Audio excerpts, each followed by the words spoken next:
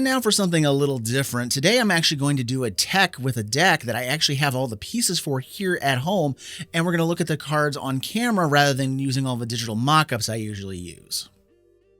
So let's start this off with the brand new Melek. I opened this in my pre-release kit. This is Melek Reforged Researcher for 3, a blue and a red. You get a weird detective that says that its power and toughness are equal to double the number of instants and sorceries in your graveyard, and that the first instant or sorcery that you cast each turn costs 3 less to cast. So this also includes any extra turns you take, any type of turn that your opponents are taking. You get that 3 mana discount straight up.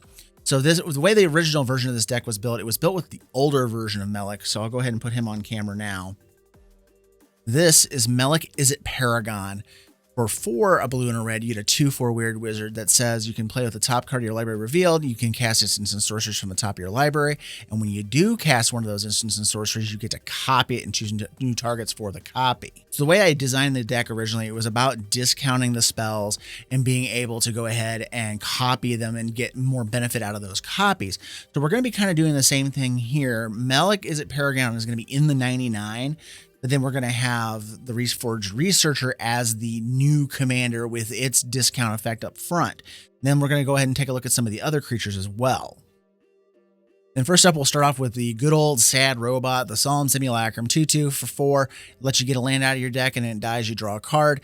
It's just a great card to use in this kind of colored deck, with red-blue not having a great amount of ramp and other types of things other than rocks to work with. So it's a good way just to get an extra land out of the deck, and then you can cash it in later on a block. So I love using this card. We're also going to have some deterrence in the deck here with Kazul, Tyrant of the Cliffs. For 3 red, you get a 5/4 Ogre Warrior that says whenever a creature an opponent controls attacks, if you're the defending player, you create a 3/3 Ogre creature token unless that creature's controller pays 3. So you're taxing them to attack you unless they want to give you a 3/3 Ogre instead. And it's for each creature that's attacking you, so they have to pay 3 for each attacking creature. Then we're also going to use Thing in the Ice. For 1 and a blue, it's a 0/4 horror with Defender that enters with 4 ice counters on it. Whenever you cast an instant or sorcery spell, remove an ice counter from Thing in the Ice. Then if it has no ice counters, you transform it.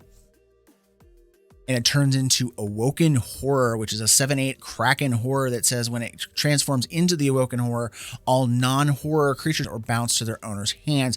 So this is just a great board sweeping effect for us and helps protect us and keeps our opponents off our backs. And we can flip this over pretty easily because we do have a lot of instants and sorceries in the deck, because this is mostly a spell slinger deck. Speaking of those spells, we have Dualcaster Mage also in here for copying, and you're going to see a little suite of copying spells coming up here shortly. For 1 red, it's a 2/2 with Flash. When it enters the battlefield, copy target instant or sorcery spell and choose new targets for the copy. Again, we're going to be playing with a bunch of instants and sorceries, a lot of things that would be great to be copied. So this is just a redundancy to give us another copying effect. And then also speaking of copying, the creatures are going to get in on the action here as well. We have Spark Double in the deck. 3 and a blue, 0/0 Illusion. You can have it enter as a copy of a creature or planeswalker you control, except for it enters with an additional counter on it, or a loyalty counter if it was a planeswalker, and it is not legendary if the permanent is legendary. If I'm in blue, I almost always play a copy of Spark Double, and there's not going to be an exception here, because if you copy something like the new Melik, you get 6 mana off that first spell every turn if you have both copies on the board. So I just love having the card here, and I'm going to go ahead and use it here. And then the last 2 cards here that we're going to play are actually the 2 versions of Niv Mizzet in the red-blue combination. We have our Niv Mizzet the Firemind, 2 blue, red, 4/4 dragon wizard with flying that says whenever you draw a card, it deals 1 damage to any target, and you can tap it to draw a card. We have lots of card draw in this deck. And then we also have Niv Mizzet Perrin for triple blue, triple red, a 5/5 dragon wizard that says it can't be countered, has flying, and whenever you draw a card, it deals 1 damage to any target, and whenever you cast an instant or sorcery spell, you draw a card. So not only do we have the card draw that we have built into the deck, any kind of instants and sorceries we cast to get said card draw will also ping with this, because we're going to be drawing even more off of Niv Mizzet Perrin.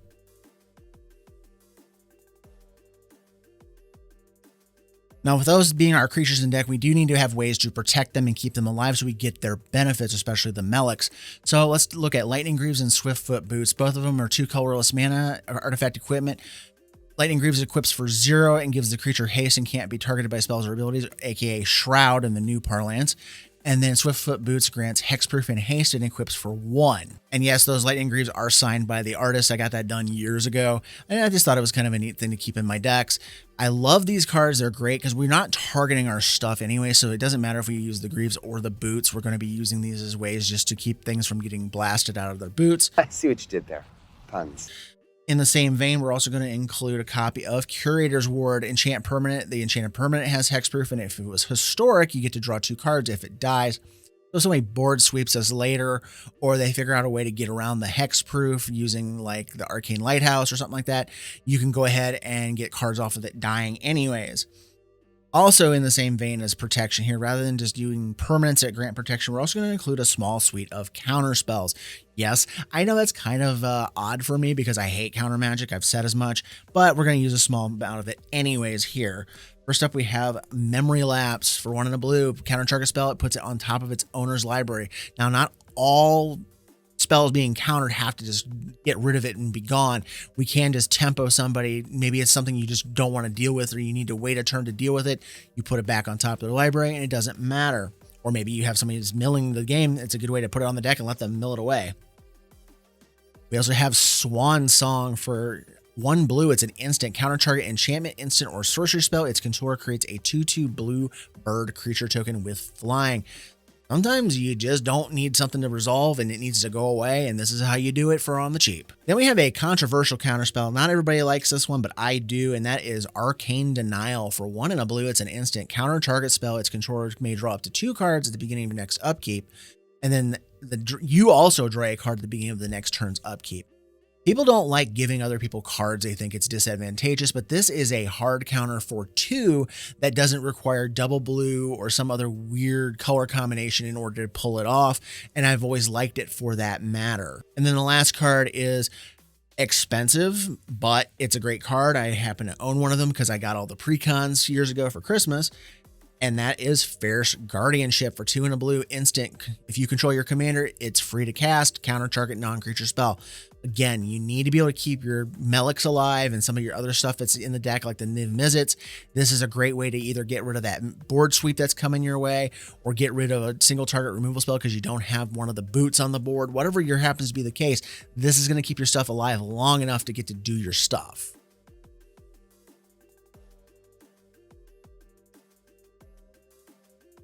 Now, one of the themes in the original version of Melik, and I'm keeping a lot of it here, is the fact that you're discounting spells, some rather large costing ones at that, in order to actually do things with the deck. So let's start with Goblin Electromancer. For blue-red, you get a 2/2 Goblin Wizard with instant and sorcery spells cast 1 less to cast. So this is going to discount your generic color mana on any spell. It doesn't do anything to the colors of the card. So if it's a red-blue card, you don't get a discount unless it has any kind of colorless attached to it. We're also going to include Jace's Sanctum. For 3 and a blue, enchantment, instant and sorcery spells you cast cost 1 less to cast. Whenever you cast an instant or sorcery, you get to scry 1. So this has a bonus attached to it for when you cast anything, you get to scry, and then it cheapens it up by 1 as well. We're also going to include the 2 medallions that go in this color combination. We have the Sapphire Medallion and the Ruby Medallion. Both cost 2 colorless. Sapphire discounts your blue spells by 1, and Ruby discounts your red spells by 1. I've had these 2 particular copies of this ever since Tempest when I was just starting out playing the game. So I absolutely love these cards, and I have kept them ever since. And then we're also going to include a copy of one of the new cards from Murders at Karlov Manor, and that is Case of the Ransacked Lab. For 2 and a blue. Instant sorcery spells you cast cost 1 less to cast. Sound familiar? To solve it, you have to cast 4 or more instant or sorcery spells this turn, which might be a tall ask unless you're getting a lot of stuff going off and you've discounted a bunch of times with different permanents in the deck. And then once it's solved, you get to draw cards whenever you cast instants and sorcery. So if you get to the solved part of this thing, you're doing great. But the big thing here is the discount attached to the front of the card. Then we're going to talk about a little bit of single target removal that I wanted to include here, just ways to get problematic commanders out of the way or problematic big creatures out of the way. First up, we have Witness Protection. For a blue, it's an enchantment aura, turns it into a 1/1 citizen named a legitimate business person. And we also have Imprisoned in the Moon. For 2 and a blue, you turn target creature, land, or planeswalker into a colorless land that taps for colorless, and it loses all abilities and card types as long as it's enchanted with the Imprisoned in the Moon. So it's a great way to shut off commanders. Both of these will shut down a commander and it won't let it go back to the command zone. So then your opponent has to either sacrifice, run this into your commander into something, or block with it. So if you have ways to fly over these, they get stuck on the board. Imprisoned in the Moon's a lot harder to deal with because it turns into a land and it's harder to get rid of lands, especially if nobody's blowing them up. So it's some games you might lose your commander to an Imprisoned in the Moon for the entire game. So it's just a great removal spell. And we're also going to include a copy of Reality Shift. For 1 and a blue instant, exile target creature. Its controller manifests the top card of their library.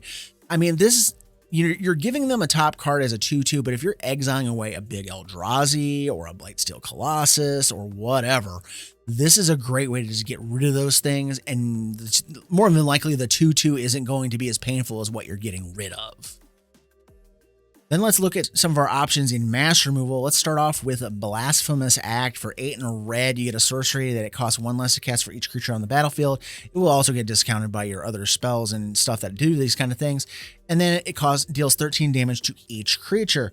We're also going to include a copy of Burn Down the House. For 3 red, you get a sorcery. You can either choose one of the two. You deal 5 to everything or create 3 devil tokens that when they die, they deal 1 damage to any target.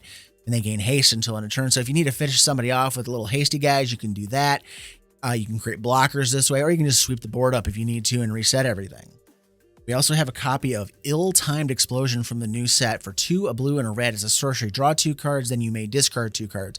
When you do, it deals X damage to each creature, where X is the greatest mana value among the cards discarded this way. So I talked about this in the preview season. I really like this card because you can actually tailor it to what you need. If you need a way to wipe out stuff and not kill all your stuff, you can discard some smaller stuff to it in terms of like the instants and sorceries that you're pitching in, which also then increases the new Melik's power and toughness by 4 if you do 2 instants and sorceries. So in this case, you can discard a 5-drop like Burn Down the House and deal 5 to everything that way, along with getting your 2 cards off the Ill-Timed Explosion. Or you can discard, something really, really big like a 10-drop, which we'll talk about those in a little bit, and just annihilate everything. And then the last card, yes, it's expensive. Yes, a lot of people hate it. I don't care. I'm running Cyclonic Rift. For 1 and a blue, instant, return target non-land permanent you don't control to its owner's hand, or overload it for 6 and a blue, and it makes it so each non-land permanent you don't control goes back to its owner's hand. Again, I know people frown upon this card. I know a lot of people don't like it, but for blue and red, this may be one of the best ways to keep yourself alive and win the game. And I know in most decks, I don't put a lot of emphasis on the mana rocks that go in these decks, but we're going to go ahead and just talk about a few of them. We have Mind Stone, Thought Vessel, no max hand size, both of them tap for colorless. You can sack the Mind Stone and draw a card. We're also going to throw in Midnight Clock, so we can use this as a way to refill our hands and shuffle stuff back in. Now, be careful with Midnight Clock because it can kill Melik by accident, so you're going to have to be careful when you want to set this off, and you're going to be okay with losing him, but I like it because it's a good way to reuse some of our stuff out of our graveyard. We're also going to use Arcane Signet. 2 colorless, tap for 1, get a red-blue out of it. Arcane Signet because, hey, it's the best 2-mana rock in the game for us. Belwar Stone, which is the second best 2-mana rock for us in terms of producing colors, and then the best rock period, unless you're using the Mana Crypt, and that is Soul Ring. You know it, you hate it or you love it, and it's in the deck. Now, the other package, aside from cheapening our spells up that are in this deck, is the way I designed the original, and I'm carrying it over here, is copying spells. So let's talk about some things that you can use here to copy our spells and get more out of them. First up is one of my oldest in my collection and one of my favorite cards ever printed, and that is Mirari. For 5 colorless, you get a legendary artifact that says whenever you play an instant or sorcery, you can pay 3. If you do, copy the spell, put it on the stack, choose new targets for the copy. Once you get this down, it's just a clean, easy way to copy anything. Color doesn't matter. You just play your spell, pay 3 more for it, and you can copy any spell that's on the stack and just, go to town. We also have the reminder of the Mirari that they printed the Mirari Conjecture for 4 and a blue. It's a saga that says on chapter 1, return target instant from your graveyard to your hand. Chapter 2, return target sorcery card from your graveyard to your hand. And then until end of turn on chapter 3, whenever you cast an instant or sorcery spell, you may copy it and choose new targets. Now, the great part about this one is it is not relegated to one copy. It's not the next instant or sorcery that you cast. It's any instant or sorcery you cast until the end of the turn that chapter 3 goes off. So you can use this to go ahead and copy multiple instants and sorceries, which is where the mana rocks and the instant and sorcery discounting spells come into play to make it so you can cast multiple things in a turn. In that same vein, we also have bonus round for 1 red sorcery until end of turn. Whenever a player casts an instant or sorcery spell, that player copies it and may choose new targets for the copy. So again, until end of turn, you get to copy any instant or sorcery that you cast. However, this one does affect your opponents. So if your opponents have instant speed removal or anything like that, card draw, they can get a bonus out of this and get 2 copies of stuff. So you kind of have to watch when you cast this particular copy spell. I'm also going to include a copy of Howl of the Horde for 2 and a red. When you cast your next instant or sorcery spell, copy it and choose new copies, but it has raid. If you attack with a creature this turn, you cast it, you're going to do it twice instead. So all the copy spells that I have in this deck are designed to copy multiple times, or at least have the ability to copy multiple times off of one spell. So that way we get more out of these spell copies. Speaking of which, we have Increasing Vengeance for red instant. Copy target instant or sorcery spell you control. If it was cast from the graveyard, copy the spell twice instead and choose new copies. Flashback for 3 red. That's how you cast it out of your graveyard. So again, all the copy stuff here has ways of doing multiple copies, including the next one, which is Repeated Reverberation for 2 red instant. When you cast your next instant spell, cast a sorcery, or activate a loyalty ability this turn, copy that spell or ability twice. You may choose new targets for the copy. So you cast this up, you cast your next spell, and then you're going to get to cast the original plus 2 additional copies. And it can copy your Planeswalker abilities. There is one Planeswalker in deck, and we'll talk about him in just a little bit. And then the last card that actually helps us out here and has its own copying ability here attached to it is Twinning Staff for 3 colors. It's an artifact. If you would copy 1 or more times, instead copy it that many times plus an additional time, and you can choose new targets for the copy. Then you can pay 7 and tap it, copy target instant or sorcery spell you control, choose new targets for the copy. So Twinning Staff here is designed where it doesn't matter if we use its own ability to copy. If you cast that Repeated Reverberation with the Twinning Staff on the board, you're going to get your original spell, you're going to get the 2 copies off of Repeated Reverberation, and then you're going to get an additional copy off of the Twinning Staff so that you get more out of your spell copy. Now we've been talking about, cheapening instants and sorceries, copying instants and sorceries. So what are we casting in this deck? Well, let's start off with some card draw. These are what I consider the small card draw stuff, such as Frantic Search for 2 and a blue, instant, draw 2 cards, then choose and discard 2 cards, untap up to 3 lands. So basically it's free once it's resolved, and it gives you the ability to pitch a couple cards in the yard. So maybe you want to go ahead and make Melik a little bit bigger on a block or an attack type thing. You can draw 2, discard 2. If you ditch 2 instants and sorceries, he'll get 4 bigger, or 2 bigger if you do 1 instant or sorcery. So you can kind of play with the combat math with Melik a little bit, or just put some stuff in your yard that you want to bring back later with some of the other spells we have in the deck.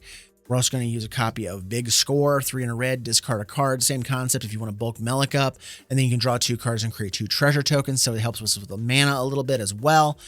We're also going to use Chemister's Insight, which is sort of like Big Score, but you don't get the treasures off of it. Draw 2 cards, and you don't discard to it unless you jumpstart it to flash it back out of your graveyard. And then we're going to move on to what I call the big draw stuff. These cost a little bit more, but they give you bigger effects, such as Reforged the Soul for 3 red. Each player discards their hands and draws 7. It has a miracle cost of 1 and a red. If it's the first thing you've drawn off the top of your deck, you can reveal it and cast it for that cost. Just a good way to get a big burst of cards, and it also can help us, make Melik really big if you want to. We have Lorien Revealed for 3 blue. Draw 3 cards, island cycling, so it can also help us fix our mana if we're really screwed for blue mana, because there are some triple blue cards in this deck. We're also going to run a copy of Treasure Cruise. Now, with Treasure Cruise, this is a little different. We're not really going to want to delve away our instants and sorceries. Like if a creature dies, great, use that. If lands get discarded, whatever. But you don't really want to take the instants and sorceries out of the graveyard, so you're going to rely on being able to discount the spells with Melik's ability, plus a couple of the other little permanents that do the discounting, as well as a little bit of delve to cast this on the cheap. We're also going to use Recurring Insight for 4 blue sorcery. Draw cards equal to the number of cards in target opponent's hand, and it has Rebound. So this is a great card even at 6 mana. So with Melik on the board, this costs you half as much. It cuts it down to 3 mana to go ahead and draw equal to the number of cards in an opponent's hand. So if they are hoarding cards, or they have no max hand size, or whatever happens to be the case, and they've been building up cards, you can get a huge burst of cards off of Recurring Insight. We're also going to use a copy of Overflowing Insight, a great card to discount, because again, Melik's on the board with nothing else going on. It's 4 mana to draw 7 cards. The only restriction being you need triple blue to pull it off. And then the last big card draw spell here is a good old Stroke of Genius for X2 and a blue. Target player draws X cards at instant speed. Since we're discounting our spells and we have the ability to go dump things into this, with just Melik on the board, this costs a blue to draw 1 card, which is pretty good. And then you can, if with your other discount spells and any kind of mana and stuff you can dump into this, you can get a pretty good sized burst of cards out of this to make this even better than it really is. Now comes the big fat spells that we want to discount and do big dumb things with, and copy them to do even more big dumb things with. So let's start off with Apex of Power for 7 triple red. You get a sorcery, exile top 7 cards of your library. Until end of turn, you may cast non-land cards exiled this way. If a spell is cast from your hand, add 10 mana of any one color. So you get this for free if you cast it from your hand. You don't if you cast it from the graveyard, and I'll show you why that matters in just a bit. But Apex of Power is a great way to finish off a game. Just get a big burst of cards and then get all that extra mana off of it if you cast it from your hand. And then Melik and the discount spells help us get that 7 colorless down to a much more reasonable amount. And then we have a good finisher in the deck in Expansion Explosion. Expansion allows us to copy a target instant or sorcery with 4 CMC or less for 2 hybrid Izzet colors. But the important part here is the explosion side. For X blue red instant. Explosion deals X damage to any target, and then target player draws X cards. So you can bulk this up with, getting cheaper and cheaper with Melik and getting all the mana rocks and all your other mana, and just dump a huge explosion in somebody. And it can be copied with one of our copying spells and finish somebody off. And then we'll be able to recycle this out of the graveyard if we use the right kind of spells to get them back. We're also going to use Spell Twine as one of our ways to get spells out of our graveyard, and this gets cheapened up too. You can exile an instant or sorcery card from your graveyard and one from an opponent's graveyard and copy the spells and cast the copies without casting their costs. This is a great way to recycle some of our spells. Just be careful using Spell Twine. Like, you don't want to exile Expansion Explosion with this. You don't want to exile Apex of Power with this. It just wouldn't be a great idea.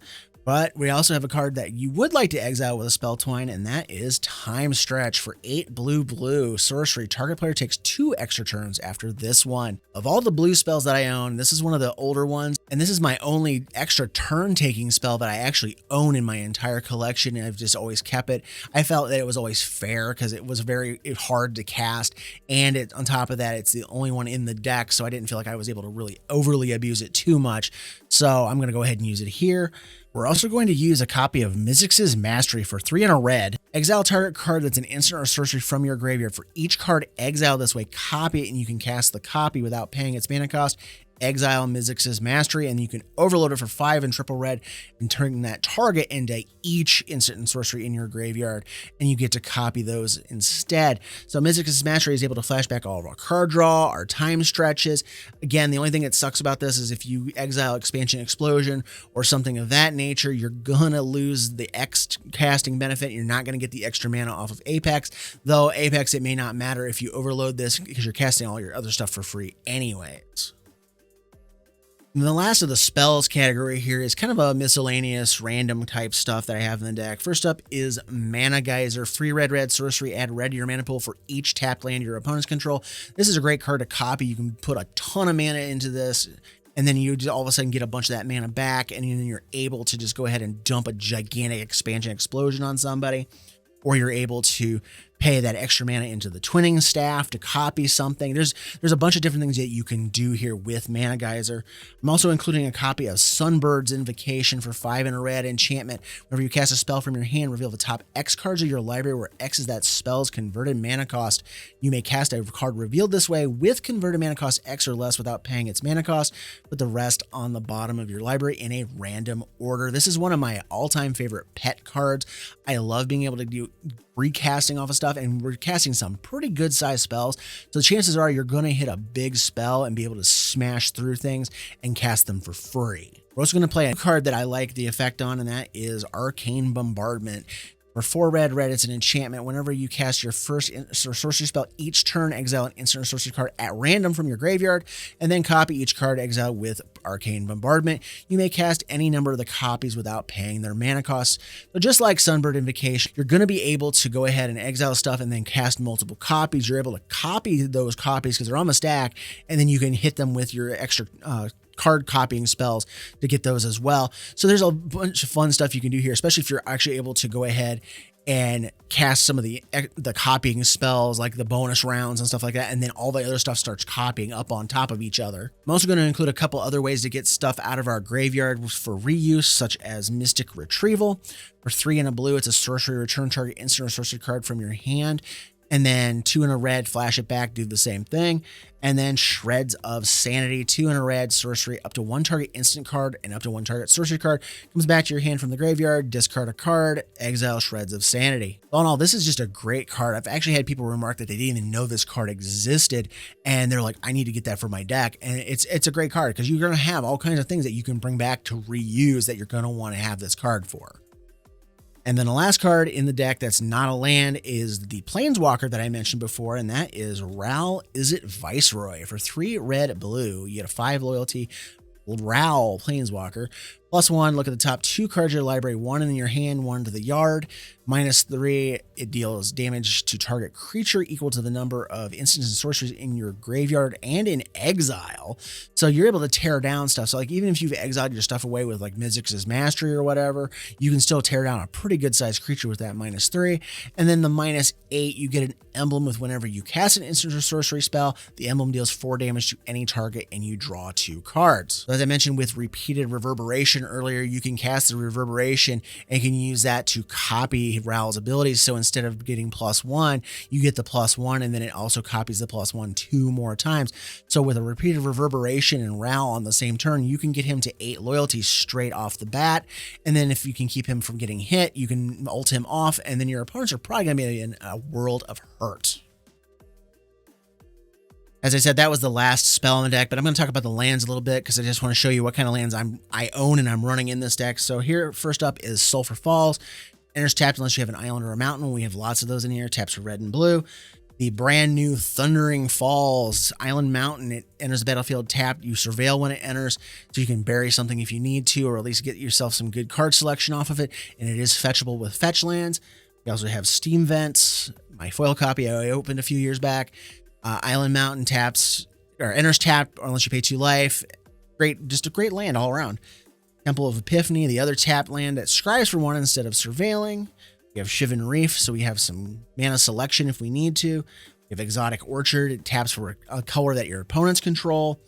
We have Gemstone Mine, it has mining counters on it, but it taps for any color when you have those counters on it or remove. Command Tower, obviously.